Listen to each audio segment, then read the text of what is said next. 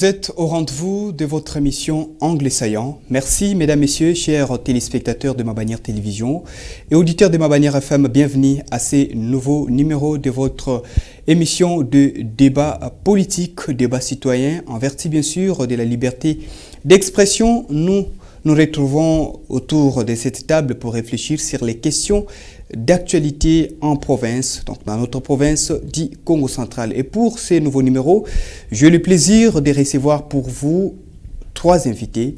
J'ai déjà 2 invités autour de cette table. À ma droite, il y a Eliezer Mpoutou. Eliezer Mpoutou, qui est un habitué de cette émission Angle Saillant, qui intervient à chaque fois. Il est porte-parole de... Il s'agit d'un porte-parole de la Ligue des jeunes, donc des Ligues des jeunes de l'Union sacrée de la nation au Congo central. Bonsoir Eliezer Mpoutou et merci d'être là. Bonsoir Roger Missamou, bonsoir à toute la population de la ville de Matadi ainsi que du Congo central qui est en train de nous suivre à ce net moment. Et nous sommes là pour répondre à vos questions. Merci. Merci beaucoup Monsieur Eliezer Mpoutou, et à ma gauche j'ai M. Simon Lusonso, dans d'autres circonstances, maître, mais en ce moment, je le reçois sous la casquette d'analyste politique. Bonsoir, M. Simon Lusonso, et merci de partager ces plateaux avec nous. C'est à moi également de vous remercier, M.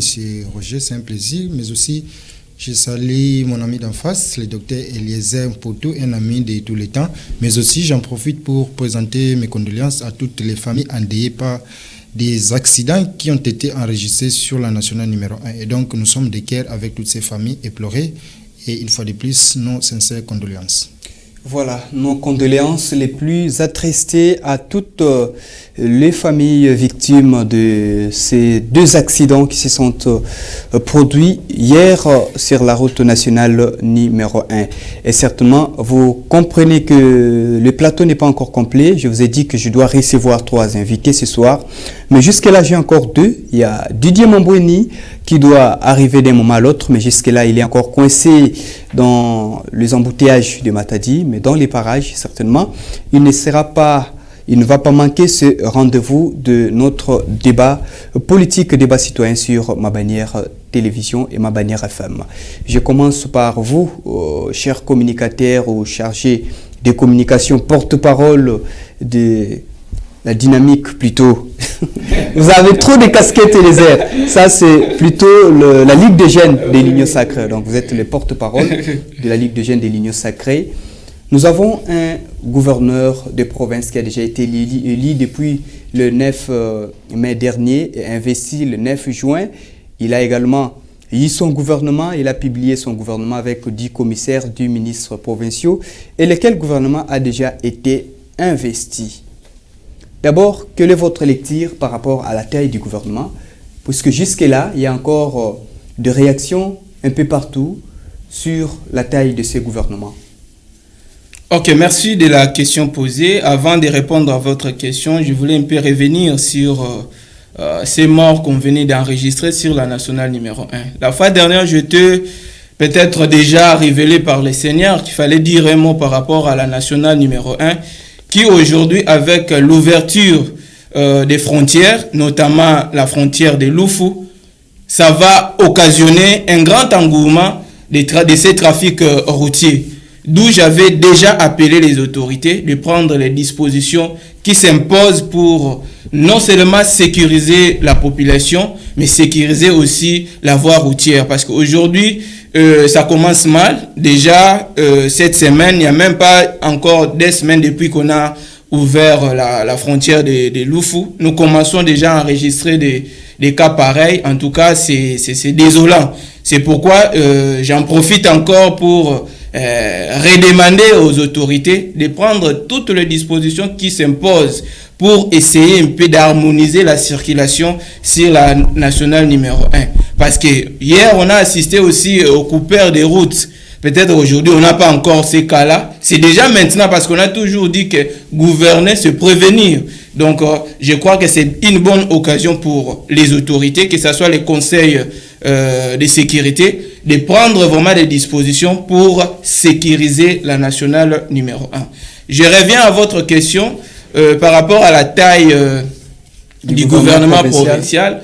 En fait, moi, je suis optimiste et je soutiens non seulement le gouverneur, je soutiens aussi le président de la République parce que nous sommes dans l'union sacrée qui est une vision du chef de l'État. Or, le gouverneur vient pour matérialiser la vision du chef de l'État. Par rapport à la taille du gouvernement, nous savons d'où nous venons. Le Congo central était divisé. Le Congo central était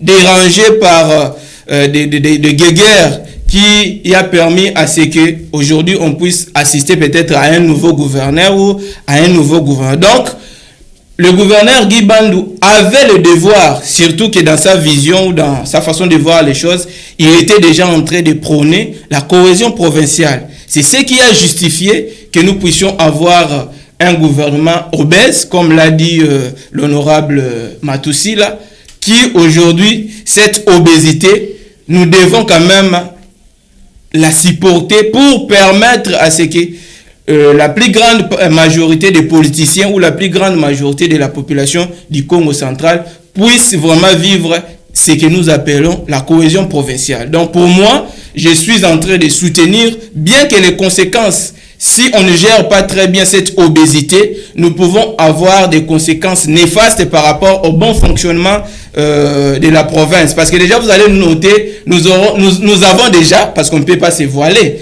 nous avons déjà un problème de locaux. Parce qu'on avait peut-être 10 ministres et puis 4 commissaires. Aujourd'hui, nous avons 10 ministres et puis 10 commissaires. Il faut maintenant chercher à équiper chaque commissariat, chaque ministère. Tout ça, ça pose problème. Oui, problème d'infrastructure et puis problème de finances. Parce que maintenant, il faut doter chaque cabinet de moyens suffisants pour le permettre de bien fonctionner. Tout ça, ce sont des problèmes ou des conséquences de cette obésité. Mais nous osons croire que le gouverneur Guy Bandou, avant de prendre cette option, qui était l'une des options pour mettre un peu la paix et puis favoriser la cohésion provinciale, il avait déjà étudié comment, tant soit peu, résoudre tous ces problèmes pour permettre quand même le nouveau décollage de notre province. Merci beaucoup. Je signale l'arrivée de notre troisième invité, Didier Mamboueni, qui va nous rejoindre, en tout cas dans une minute sur ces plateaux. Alors, je me tourne vers M. Simon Loussonso pendant que Didier Mamboueni va faire son entrée. M. Simon Loussonso, de votre côté, nous venons déjà de parler de... Nous parlons d'ailleurs de la taille du gouvernement, du ministre provincial, du commissaire général et des secrétaires généraux. Donc un secrétaire général, un adjoint. Comment pensez-vous par rapport à cette taille du gouvernement? Les autres disent que c'est un peu trop. Merci de la question. Vous savez, c'est un peu trop, il ne fait ombre d'aucun doute d'emblée de tirer la conclusion, sinon d'affirmer que le gouvernement est gigantesque au regard, n'est-ce pas, du nombre de portefeuilles, n'est-ce pas, mis en place par le gouverneur, le docteur Guy Bandou Ndungidi. Pourquoi? Parce que nous avons 10 ministères et 10 commissariats. Est-ce que cela valait la peine qu'on ait, n'est-ce pas, 10 commissariats? J'ai suivi le gouverneur, selon lui, il fallait, n'est-ce pas, consolider la cohésion provinciale et que tout le monde, ou sinon tous les territoires, devaient se retrouver. Aujourd'hui, moi, j'estime que c'est comme ça qu'on appelle ça le gouvernement de large union provinciale. En quelque sorte. Mais ma lecture est celle-ci. Le système-là des commissariats, l'instauration de ces systèmes, c'est une manière de contourner, n'est-ce pas, la Constitution. Parce que la Constitution dit le nombre de ministres ne peut pas dépasser 10, le nombre de ministres provinciaux, n'est-ce pas? Le nombre ne peut pas dépasser 10. C'est pourquoi lorsqu'on a 10 ministres, et pour aller au-delà, il faut créer ces systèmes, n'est-ce pas, des commissariats parfois. Mais ici, le problème, est-ce que cela valait la peine?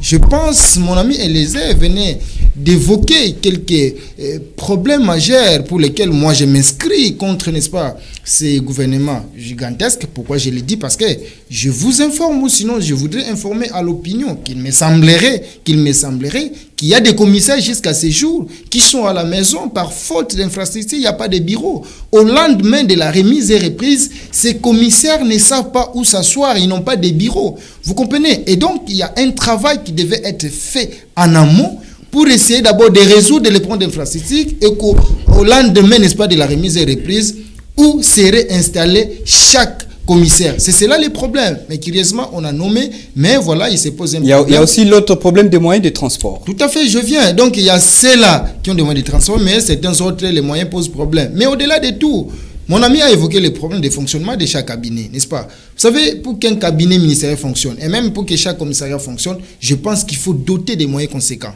Mais aujourd'hui, on se pose des questions. Parce que moi, je me dis, selon les gouverneurs, c'est un gouvernement, n'est-ce pas, de cohésion provinciale, et que chaque coin devait se retrouver, chaque territoire, alors qu'avec 10 ministères, je pense, chaque territoire allait se représenter. Et donc, pour moi, j'estime que justifier, n'est-ce pas, ces pléthores par le fait que chaque territoire devait, n'est-ce pas, se retrouver, je trouve que ce n'est pas assez fondé. Mais est-il que voilà, le gouvernement est là, il faudrait scinder des tâches, ainsi de suite. Mais nous allons, n'est-ce pas, juger l'équipe par rapport au travail, puisque les tâches ont été réduites en baisse, et donc chaque département ministériel, mais aussi chaque commissariat en ce qui les concerne, doit produire à la population des résultats que nous attendons d'eux. Voilà comment je peux dire pléthore, oui, mais nous attendons, n'est-ce pas, les résultats que doit nous produire ces gouvernements. C'est au vu des résultats que nous allons, n'est-ce pas, juger de l'opportunité ou pas. Sinon, s'il y aura des résultats, je pense qu'il sera juste question d'applaudir. Mais s'il n'y aura pas de résultats, ça serait un manque à gagner pour la province, parce qu'il faut débourser des moyens pour le fonctionnement de chaque cabinet ministériel, mais aussi de chaque commissariat. Donc, s'il y aura des résultats, ça sera un mal nécessaire. Exact. Alors, monsieur Didier Mambouini, vous venez d'arriver tout à l'heure. Nous parlons de la province du Congo central et nous faisons l'entrée, soit nous avons commencé cette grande thématique avec la taille du gouvernement, puisqu'il y a jusque-là un peu de réaction un peu partout par rapport à la taille du gouvernement depuis la publication et son investiture par l'Assemblée provinciale. Gouvernement des larges unions provinciales, du ministre provincial, du commissaire général, un secrétaire général et un adjoint. Comment est-ce que vous trouvez cette composition du gouvernement? Merci pour cette opportunité. D'abord, je présente mes excuses aux multiples téléspectateurs et pourquoi pas les auditeurs qui nous suivent en direct de la radio. Donc vraiment mes excuses, j'étais embourbé dans l'embouteillage. Comme vous le savez, le tronçon en haut, on est en train de travailler. Dieu nous a inspiré, nous avions déjà annoncé cette chose. Merci pour cette marque de confiance que vous continuez à faire à ma personne et je suis vraiment honoré. Voilà pourquoi, s'il faut répondre directement à votre préoccupation, vous savez que notre province est en train de traverser l'impasse. Depuis que Mbati Bacha est parti jusqu'à ce jour, les Jacques Mbadou, les consorts, les Deyonkousou, tout ça, on n'arrive pas à sortir du trou. Donc la province est encore dans l'impasse. S'il faut répondre sur la taille du gouvernement, la taille du gouvernement, c'est du pléthorique, ça c'est vrai, mais le contexte dont le gouverneur a eu le pouvoir fait qu'il a signé des accords, il a eu des arrangements avec X et Y, avec l'Assemblée provinciale, l'INC, l'IDPS, l'Union sacrée. Maintenant, il faut satisfaire les députés, tout en sachant que le gouverneur des provinces n'a pas ce que nous appelons la majorité parlementaire. Donc, quand vous voulez devenir gouverneur, vous voulez devenir chef de l'État, donc vous voulez avoir le pouvoir, vous devez d'abord consolider la majorité parlementaire. Donc, comme le gouverneur est tombé sur des arrangements et des accords de l'Union sacrée, FCC et INC et AFDC, alors le gouverneur est obligé de composer avec tout le monde. Voilà pourquoi on fait un alibi pour dire que le gouvernement de large union nationale, union provinciale, ça c'est faux, ça c'est l'arbre qui cache la forêt. Mais le vrai problème, on a signé des accords, maintenant il faut satisfaire tout le monde pour éviter des remous, pour éviter des frustrations, pour éviter l'opposition et pour éviter des motions. En principe, si l'Assemblée provinciale était sérieux, dans le sens qu'il ne devrait pas investir le gouvernement provincial, dans le sens qu'on a même fusionné le ministère des Finances et le ministère du Budget, on a même omis l'éducation, il y a eu trop de choses qui se sont passées en vitesse de croisière et on a oublié l'essentiel. Mais quand vous prenez 10 commissaires, 10 ministres, plus ou moins dans son cabinet, il y a plus ou moins 20 quelques de personnes, une vingtaine. Vous prenez maintenant le secrétariat du gouvernement. Donc c'est vraiment du pléthore. Mais dans l'entretemps, les coûts, comment le gouverneur va faire? Où est-ce qu'il va trouver les moyens? C'est la question que les députés se sont posées. Maintenant, à nos députés, pourquoi ils ont investi? Ils devraient aider le gouverneur à faire le remis-ménage, à faire le réaménagement pour diminuer la taille du gouvernement. Mais ils ont laissé faire parce qu'eux-mêmes, les députés et l'Assemblée provinciale, ils se sont retrouvés dans ce que nous appelons l'Ensamba et les Makazu. Donc tout ça, ce sont des arrangements. Alors, le gouverneur est devant l'impasse. Cette impasse, on ne sait pas l'issue des sorties. L'issue des sorties va se décimer dans les 100 jours. Donc, après, les résultats dans les 100 jours. S'il y aura des impayements, s'il y aura pas d'action à impact visible sur le terrain, les services sociaux de base, l'eau, l'électricité, la santé, l'éducation, et le gouverneur va être vomi par la population, et ça va être les bavouilles du Babingide. Dès que le chef de l'État se pointe au Congo central, Kouzabaka Moutouangue Natayan. Donc, c'est de l'impasse, nous ne savons pas ce qui va se passer, comment on va payer les cabinets, comment on va payer les membres du gouvernement et consorts. La mobilité compte, les bureaux aussi posent problème.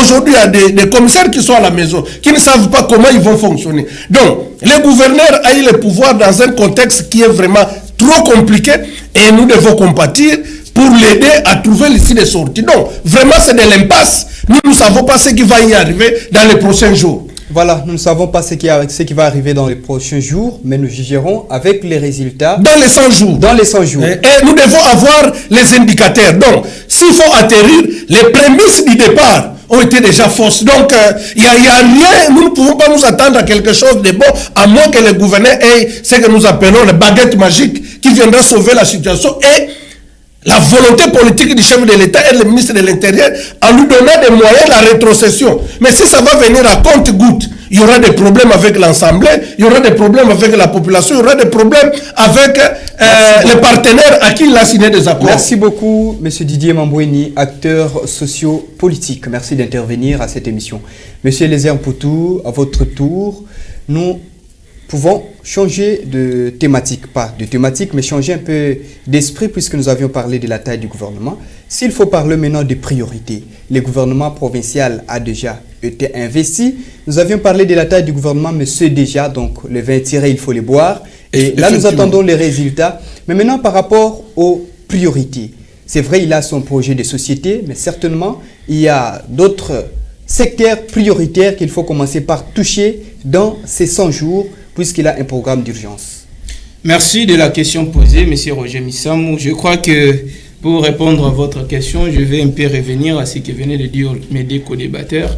Je crois qu'il n'y a pas une question où nous pouvons nous plonger dans un état d'agitation. Pourquoi? Parce que nous avons encore le temps. Je crois que déjà ce que nous faisons, ils sont des humains, ils nous écoutent, ils peuvent déjà rectifier. Parce que nous avons dit au début que quel que soit ceux qui ne soutiennent pas le gouvernement actuel, même nous qui soutenons le gouvernement actuel, nous avons peut-être étalé toutes les conséquences pathologiques de cette obésité que tous nous avons objectivé par rapport à ce gouvernement qui est pléthorique. Mais toutefois, je demande à la population de garder encore son calme, d'être optimiste parce que c'est aujourd'hui ou jamais. Nous venons de loin, nous savons que la province a beaucoup perdu et cette fois-ci, nous sommes obligés de décoller. Et or, pour décoller, ça demande le soutien de tout le monde. Merci pour beaucoup. revenir à votre question, je crois qu'aujourd'hui, les priorités sont pléthores par rapport aux enjeux que nous avons parce que je rappelle que la province a perdu plus de 3 ans. On a attendu le gouvernement à Toumatouboine à faire quelque chose. Cela n'a pas été le cas. Je crois qu'aujourd'hui, si nous pouvons présenter des priorités, c'est d'abord trouver des emplois pour les jeunes, créer des emplois pour les jeunes.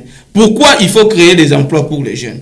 Aujourd'hui, la jeunesse représente plus de 70% de la population du Congo central. Or, dans ces 70% de la population du Congo central, nous avons déjà plus de 40% de jeunes qui ne travaillent pas. Or, on a toujours dit que la jeunesse, c'est de l'énergie. La jeunesse, c'est la force.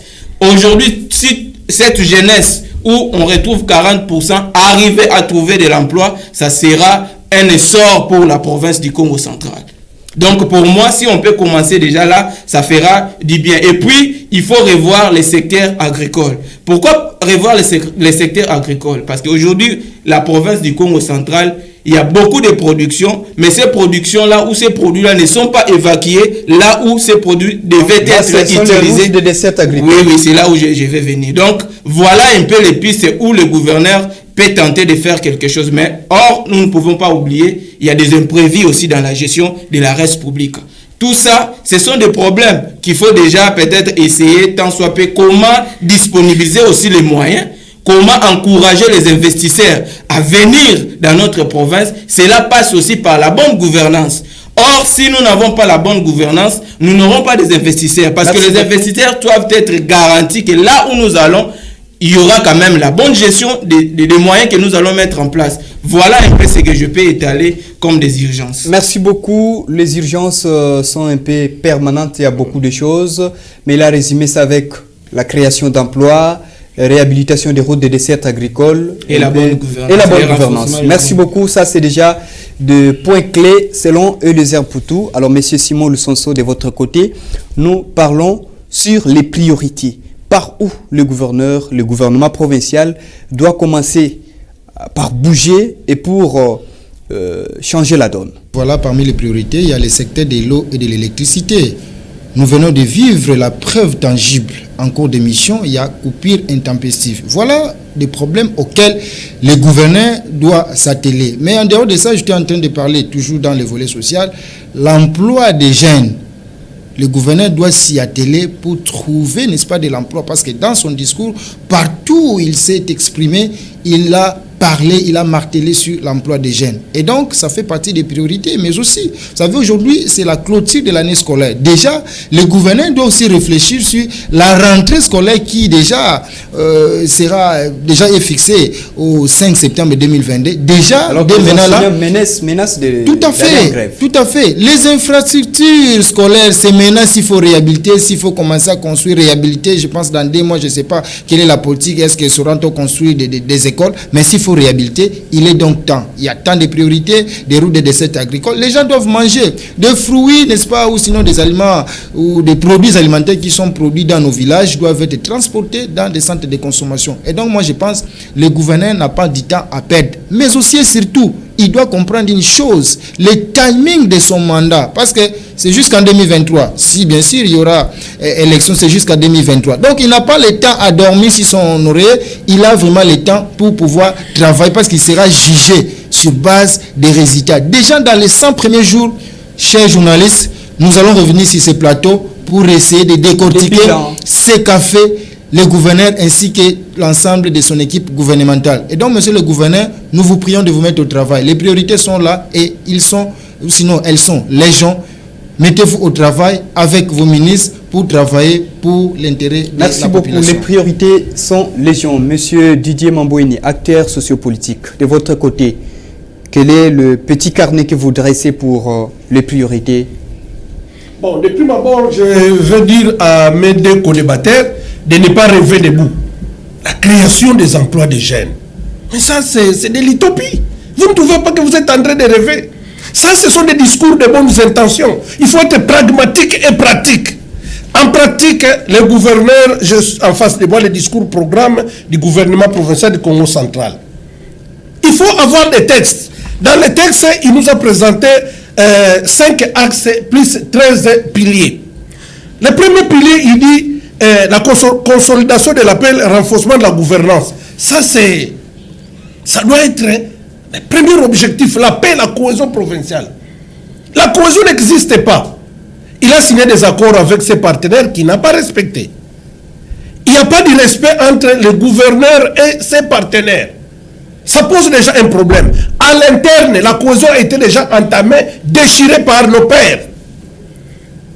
Et dans les coins et recoins, on ne parle pas le même langage. Le clivage bas-fleuve cataracte, c'est un problème à résoudre. La problématique du phénomène Bundudia Congo. Il y a des gens qui ont été endeuillés et consorts.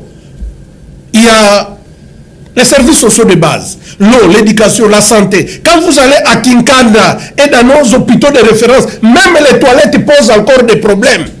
Pour ne pas parler des médicaments. Donc voilà pourquoi tout est priorité dans notre province. Alors le gouverneur doit être un vrai technocrate.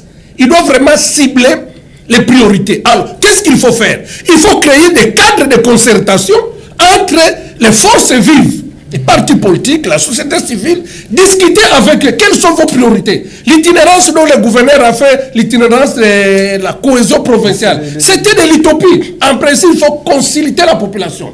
Les notables, quelles sont vos priorités? À Matadi, ici, tout le monde ne veut gérer que sur le stade de Lumumba. Ça, c'est du bluff. Et vous êtes en train de mélanger les attributions du gouvernement central et les attributions du gouvernement provincial. Le stade de Lumumba, il faut un lobby, un plaidoyer au niveau national. Mais si vous vous embourbez là-bas, vous allez loger l'argent dans une histoire qui est interminable, ça va poser des problèmes. Maintenant, tel que nous sommes là, les routes à dessert agricole, priorité des priorités. Nous devons manger, il faut aider l'exode rural. Il faut inverser la tendance ou les tendances. Donc, il ne faut pas que les gens continuent à faire l'exode rural, mais plutôt, il faut renvoyer l'exode urbain. L'exode urbain. Mais si les routes sont bonnes, pourquoi à 0 mètre à Sekebanza ici, les greniers agricoles de la ville de Matadi ou de la province du Congo central, c'est inaccessible. Les bacs de Kinganga, bacs de Luozi, bacs de Mpioka, tous les bacs sont tampons. Donc, il y a toutes les priorités. Maintenant, le gouverneur doit être un vrai technocrate. Et déjà, le gouverneur est mal entouré. Il est entouré par des Quinois. Il a même oublié Est-ce que les Quinois... Mon co-débatteur à droite. Mais le gouverneur ne sait pas qu'eux aussi ils ont contribué. J'ai souverain maître Faï Kanza, ici, chez vous, ici, qui faisait un peu du bluff là, mais vous sentez que ce sont des frustrés, mais qui ne veulent pas se prononcer. Tout le monde croyait qu'ils vont se retrouver. Aujourd'hui, tout le monde est nulle part. Mais on nous a déportés, 70%, ce sont des Quinois. Du Congo central. Non, les diasporas quinoises. Non, mais des Quinois du Congo central. Non, fabriqués même de toutes pièces. Alors si je peux revenir des pères et des mères, vous voyez qu'il y a ceux qui ne vont pas se retrouver dans notre province. Mais je ferme cette parenthèse. Donc c'est pour vous dire, aujourd'hui, le gouverneur est déjà mal entouré. L'histoire de l'union sacrée et les conseillers politiques du gouverneur, ça pose déjà un problème. Donc les prémices, comme déjà il y a un faux pas de départ, c'est déjà un boité là, donc ça pose déjà problème. Donc il faut vraiment des bombes de nerfs et consorts pour réparer ça. Mais je vous dis, c'est de l'impasse. Face à cette impasse, Dieu seul sait l'avenir de notre province. Mais nous, en tant que des acteurs dans notre province, nous sommes obligés de compatir et dire au gouverneur d'éviter de chalelo et de concilier des personnes et ressources qui peuvent lui dire l'essentiel et de faire respecter ses partenaires. Merci beaucoup, M. Didier Mamboueni. M. Didier Mamboueni vient de signaler dans sa prise de parole qu'il y a des couacs au sein de l'Union sacrée. Dieu est grand, nous avons un porte-parole de la Ligue des jeunes de l'Union sacrée. Qu'est-ce qui se passe, M. Lézin Poutou? En fait, quand vous êtes en train de dire qu'il y a des couacs au sein de l'Union sacrée, moi je dis non. Il n'y a pas de couacs au sein de l'Union sacrée. Alors, le problème se situe à quel niveau? Bon, les problèmes, je ne sais pas ce que Didier Mamboueni appelle des problèmes. Hein. Je ne sais pas si vous pouvez lui poser la question. Donc, mais nous, au sein de l'Union sacrée, il n'y a pas de couacs. Et vous n'avez pas été reçu par le gouverneur. Mais là, c'est pas au sein de l'Union sacrée. Voilà, donc là, c'est pas au sein de l'Union sacrée. Vous n'êtes pas pris en compte. Alors, donc, vous n'êtes que des personnes greffées. Monsieur Didier Mamboueni, s'il vous plaît. Monsieur Lézin évolué. Ok.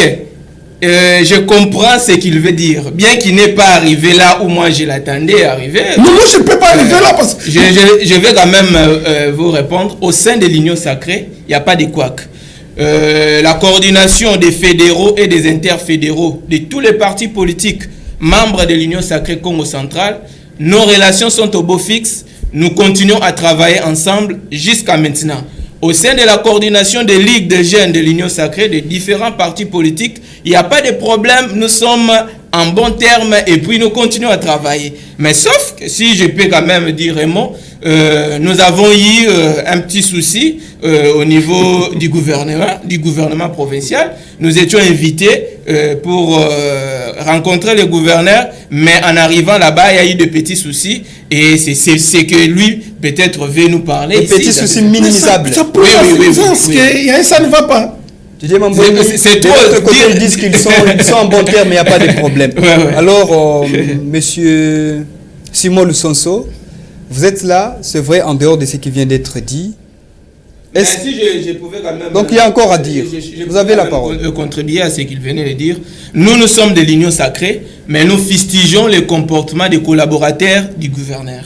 Parce que nous ne sommes pas contre les gouverneurs, mais nous fustigeons le comportement de ses collaborateurs. Parce qu'aujourd'hui, on ne peut pas accepter, peut-être je ne suis pas le seul à le constater. Aujourd'hui, si vous consultez la majorité des politiciens ou de la population, ceux qui ont peut-être eu la chance de côtoyer ou voulant voir le gouverneur, ils ont quand même des difficultés pour accéder, voir l'autorité provinciale.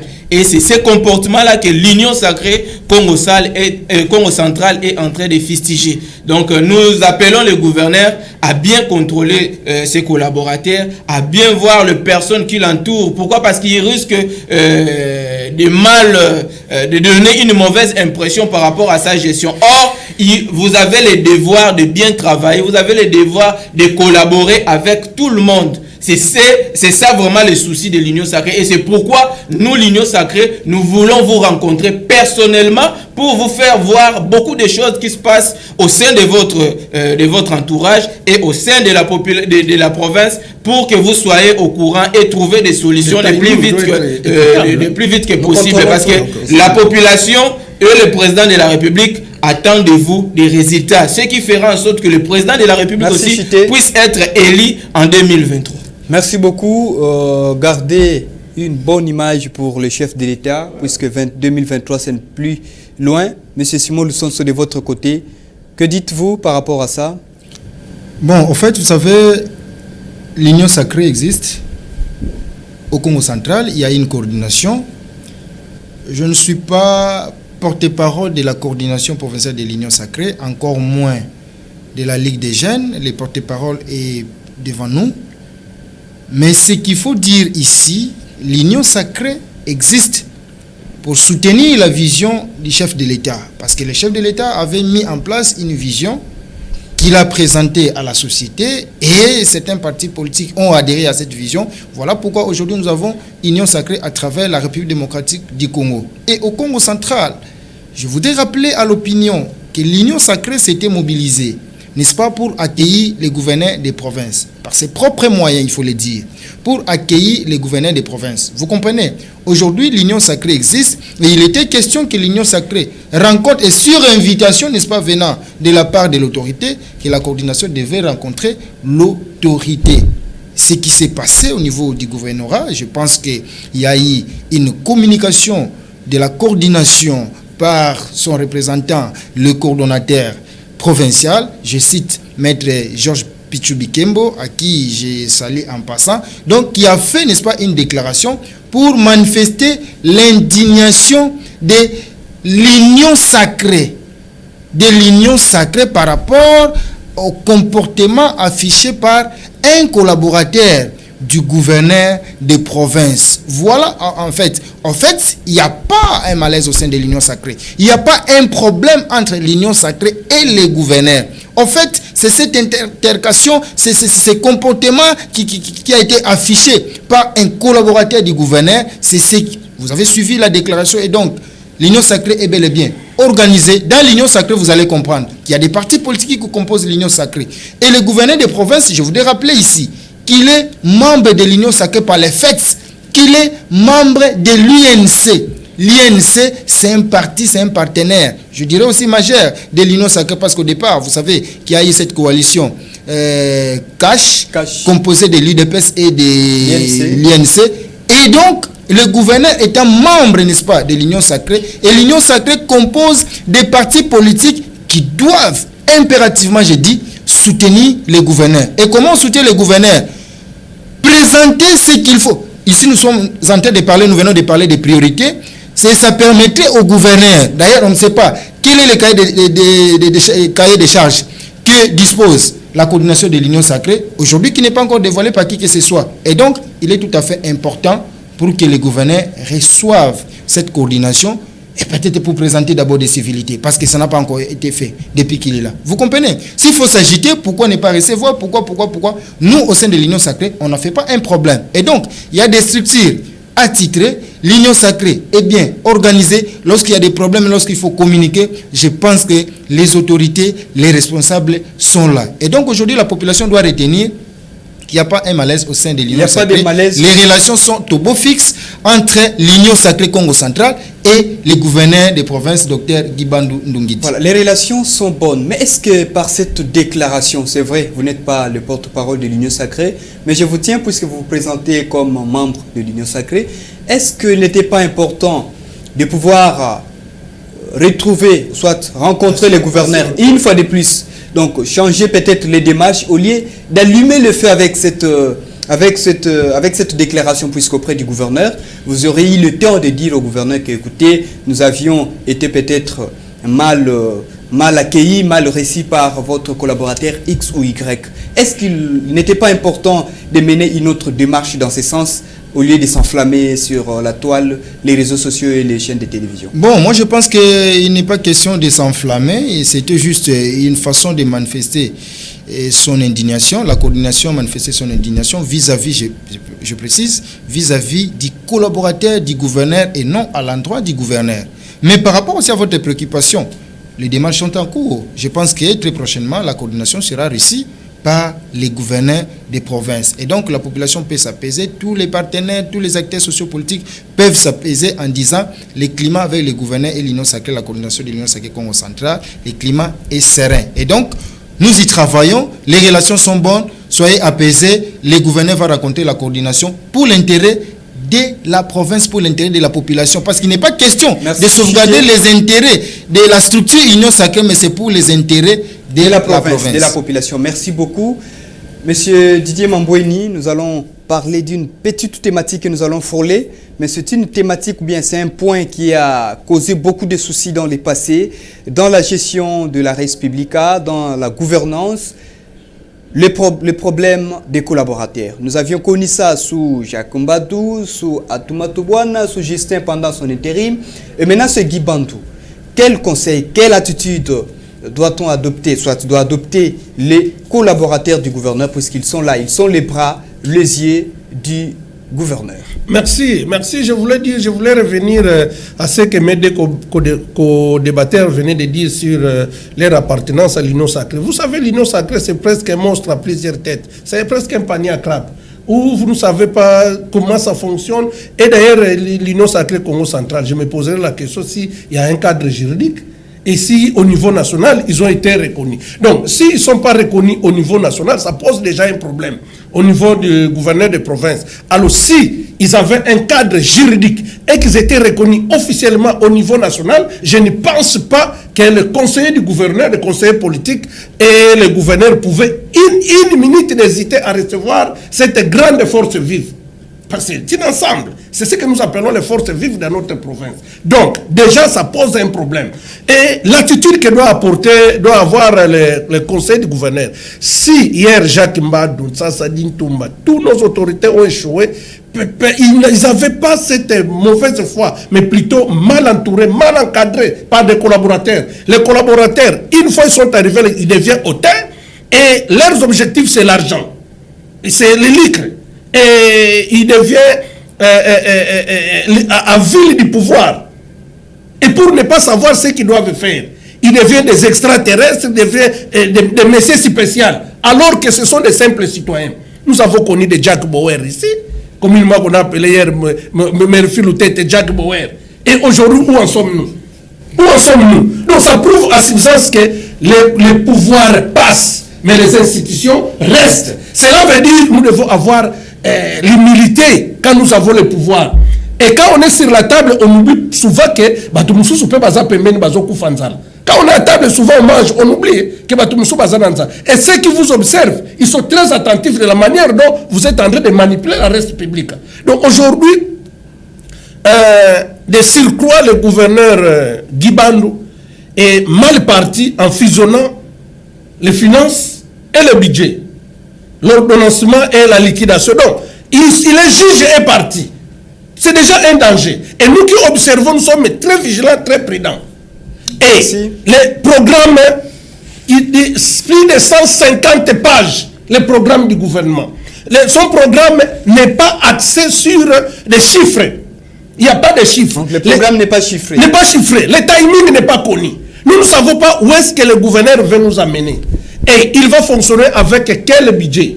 Budget 2022, laissé par voter à l'Assemblée par via Justin Luemba, pour ne pas dire Atouma Toubana, ou il va fonctionner par quelle baguette magique? Donc, vous sentez déjà avec l'union sacrée, ça pose problème. Avec la population, ça pose problème. Les attentes de la population posent problème. Tout est problème. Donc, le gouverneur doit sortir de son carcan, ne plus promettre les gens, mais passer à des actions à impact visible. Merci beaucoup. Monsieur Eliezer Mpoutou, vous avez suivi Monsieur Didier Mamboueni.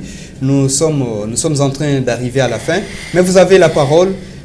Quelle doit être l'attitude du gouverneur face à ces multiples préoccupations? Il y a de l'autre côté les collaborateurs, parfois il faut recadrer lorsque ça ne marche pas, et d'autre part les relations au sein de la province, dans la province et les développements. Ok, merci de la question posée. Moi j'invite le gouverneur Guy Bandou de recevoir la délégation de l'Union Sacrée. Je sais que ses collaborateurs ont peur de nous recevoir parce que nous savons déjà tout ce qui est manigancé pour peut-être ne pas permettre au gouverneur Guy Bandou de bien travailler. Mais nous, là, nous vous rassurons que nous avons des solutions qui vont vous permettre de bien décoller et qui vont vous permettre de bien travailler afin de donner une grande majorité écrasante au chef de l'État aux élections de 2023. Mais j'appelle aussi aux collaborateurs du gouverneur Guy Bandou. Aujourd'hui, si vous êtes là, c'est grâce à la population, c'est grâce à la politique mise en place par l'Union Sacrée qui a permis que le ticket Guy Bandou soit là aujourd'hui. Et c'est pourquoi nous là, nous ne sommes pas contre le gouverneur Guy Bandou. Parce que d'ailleurs, nous l'avons démontré avec nos propres moyens, nous avons contribué nous-mêmes pour accueillir le gouverneur Guy Bandou, de Kassangoulou à Mwanda. Jusqu'aujourd'hui, nous n'avons jamais reçu aucun rang venant du gouvernement provincial ou venant de qui que ce soit. C'est nous-mêmes. Ça, c'est déjà une façon de prouver au gouverneur que nous le soutenons et que nous l'avons accepté comme le nôtre aujourd'hui dans la province du Congo central. Merci et sur ce, moi, en tant que jeune, je suis aussi en train de conseiller les jeunes, surtout les jeunes qui sont dans l'entourage du gouverneur Guy Bandou. Nous avons un avenir politique à protéger. Aujourd'hui, si vous commencez des conflits avec vos frères jeunes, parce que demain vous allez partir, demain vous ne serez plus là, ce sont les autres qui seront là. Donc vous avez le devoir de bien fonctionner, de protéger vos relations avec ceux qui ne sont pas à table avec vous. Merci beaucoup. Donc recevoir l'Union Sacrée, recevoir également les autres. Donc l'esprit, il faut être ouvert pour avoir certaines informations qui sont à l'extérieur. Alors, M. Simon Lussons, de votre côté, que dites-vous par rapport à cette grande question? En ce qui concerne les choix, n'est-ce pas, des collaborateurs, je pense que je l'ai dit à maintes reprises sur ces plateaux. Je me suis adressé au gouverneur en disant, lorsqu'il sera question de pouvoir désigner ses collaborateurs, il aura besoin des gens, non pas qui viendront du ciel, non pas des anges ou des saints, mais des gens qui sont nos compatriotes. Mais il doit être bien entouré, c'est-à-dire des gens qui soient capables à l'aider à matérialiser sa vision, son programme.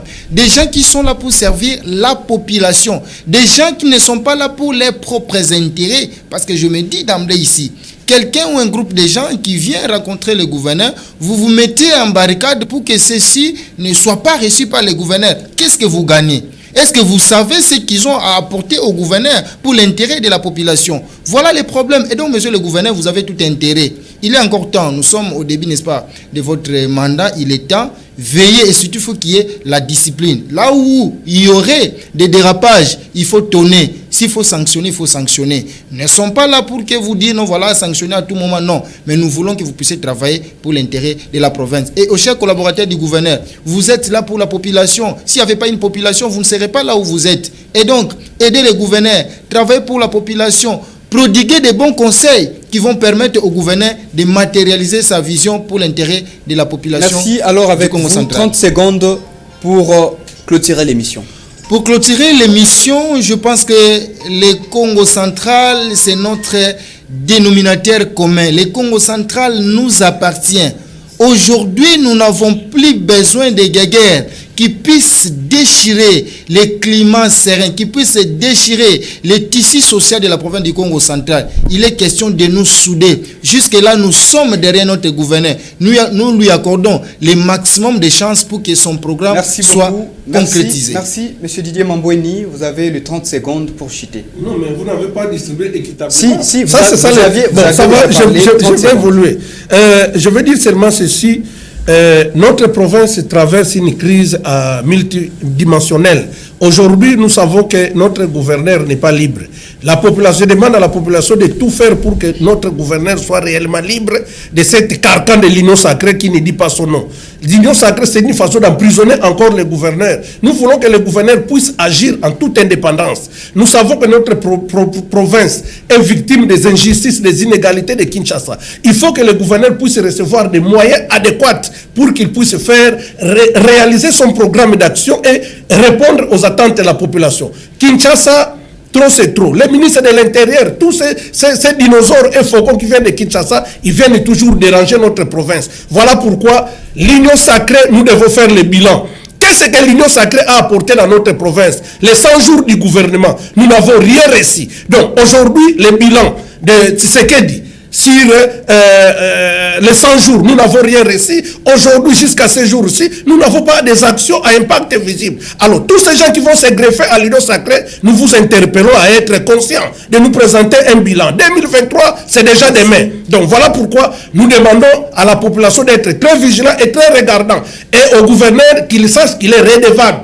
La redevabilité oblige, ils doivent rendre compte à la presse, à la population, à tout le monde. Il doit recevoir les forces vives pour qu'on lui dise des choses réelles. Et ici, à ma bannière, on a reçu un message soi-disant de la cellule de la cohésion. Ça, c'est du passé. Maintenant, nous devons partir sur des bases nouvelles où nous devons maintenant aider le gouverneur à faire des choses rationnellement, en toute impartialité, et que sa conscience lui dicte ce qu'il doit faire, ce qu'il ne doit pas faire. Ce n'est pas ce qui passe à la télévision, cellule, la cohésion, l'union sacrée. Ça, c'est du pire théâtre qui ne dit pas son nom. Merci beaucoup. Monsieur Lézin Poutou, 30 secondes et ça sera votre dernière prise de parole. Ok, merci beaucoup. Moi, je crois à la vision du président de la République, qui est l'Union sacrée, l'unique plateforme politique qui a imposé un nouveau système de gestion dans ce pays. Et ça, nous en sommes très fiers. Et je tiens à remercier toute la population qui nous a suivis cette soirée. Je remercie aussi la coordination de l'Union sacrée, le cordon Maître Pichou Bikembo et l'ensemble de son équipe. Nous appelons encore le gouverneur de province, son Excellence Guy Bandou, de recevoir la coordination de l'Union sacrée parce que nous avons des solutions à vous donner pour le bon décollage de notre province. Voilà. Merci beaucoup, M. Lézin Poutou. Mesdames, Messieurs, chers téléspectateurs de Ma Bannière Télévision, auditeurs de Ma Bannière FM, les bonnes choses ne dirent jamais. Nous sommes à la fin de notre émission Angle saillant de ce soir. Nous aurons également le plaisir de vous retrouver dans un avenir très proche pour continuer à évaluer et à aborder certaines questions qui touchent l'intérêt de la population de notre province, le Congo central. Il ne nous reste qu'à vous dire au revoir et merci à la grande équipe technique qui nous a accompagnés ce soir.